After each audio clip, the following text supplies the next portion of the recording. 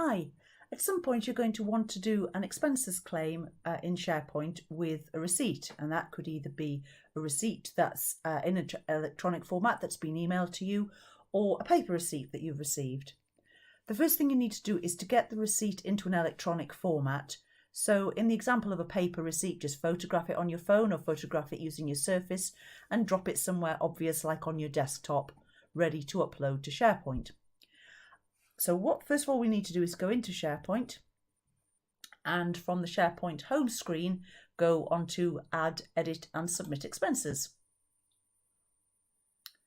This is a new expense, a new item, so I'm going to click New Item. And the first thing I need to do is put in the date of the invoice, which happens to be today.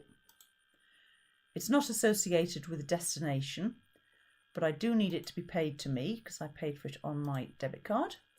And it doesn't relate to a company. It's actually some software for video editing that I've paid for today, so I think I'll probably put that in the category of other. It was £27.28, and I shall put in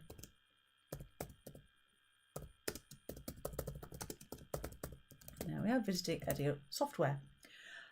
I now need to attach the file to show that I actually did pay for it and that I have an invoice. So I will click Attach File and Browse, and if I go to my desktop, there's my invoice, and I select it and click Open and OK. You can see at the moment it's uploading it. So I've put everything in that I need to say. I've put the who I am, the date, I put the value, what it's for, and I've also attached it. So I'm going to hit Save. Now this does take a couple of seconds because what it needs to do is it needs to upload the invoice from my hard disk up to the cloud. So as it says here, please note it may take approximately 30 seconds for the newly created item to appear. So I'm just going to pause this video until that appears.